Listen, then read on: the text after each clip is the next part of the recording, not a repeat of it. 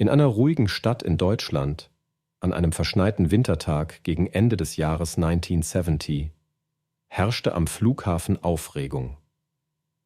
Am Frankfurter Flughafen, einem der verkehrsreichsten Flughäfen Deutschlands, waren viele Passagiere unterwegs, um die Weihnachtsferien mit ihren Lieben zu verbringen. Eine große Boeing 747 wartete auf der Landebahn, um Passagiere von Paris nach Frankfurt abzuholen. Kapitän des Fluges war Hans Müller, ein erfahrener Pilot.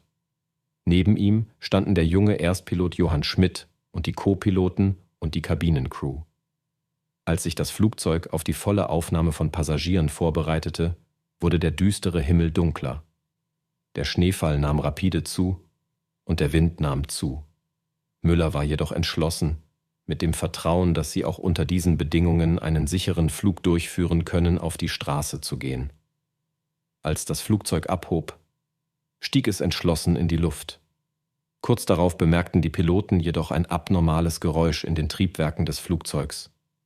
Als sie die Kontrollen überprüften, stellten sie fest, dass ein Motor defekt war und andere betroffen waren. Sie begannen sofort, Notfallverfahren durchzuführen, ohne in Panik zu geraten. Defekte Motoren und die Schwierigkeit der Wetterbedingungen führten jedoch dazu, dass das Flugzeug die Kontrolle verlor. Trotz seiner besten Bemühungen hatte Kapitän Müller Schwierigkeiten, das Flugzeug zu kontrollieren. Alles passierte so schnell und der Zustand des Flugzeugs verschlechterte sich. Schließlich stürzte das Flugzeug in einem Waldgebiet im Norden Deutschlands ab. Er stürzte mit einem lauten Knall zu Boden und zerbrach in Flammen. Niemand überlebte den Unfall.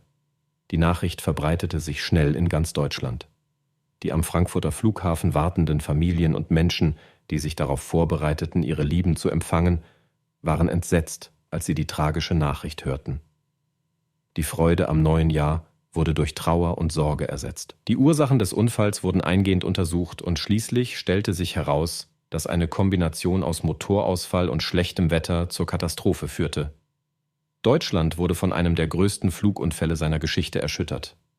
Nach dem Unfall wurden jedoch die Luftsicherheitsstandards verbessert und strengere Maßnahmen ergriffen, um das Wiederauftreten ähnlicher Unfälle zu verhindern. Diejenigen, die bei der Katastrophe ihr Leben verloren hatten, wurden nicht vergessen. Verschiedene Gedenkveranstaltungen wurden in ihrem Gedächtnis abgehalten und ihre Verwandten wurden unterstützt.